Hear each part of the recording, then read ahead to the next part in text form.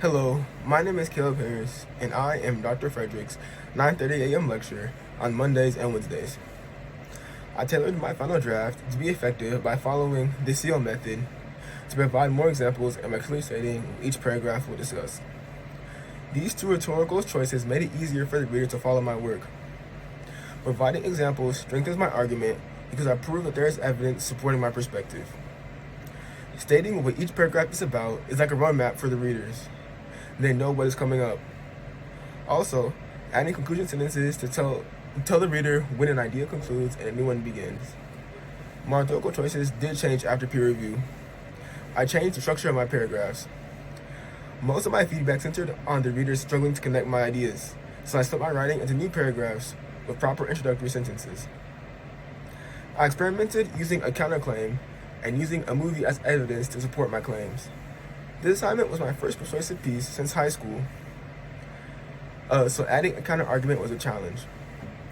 I believed that my counter would strengthen my viewpoint of using anger while discrediting the opposition of not using anger. My next experiment was using a movie as evidence. I had to give enough background information so that the readers would understand why I included the movie. This created new problems as the readers could get distracted from the rhetorical analysis part of my essay.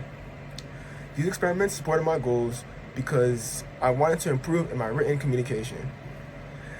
Learning to use and cite new types of evidence will help me as a writer. Adding counterclaims to my list of writing skills will strengthen future persuasive essays.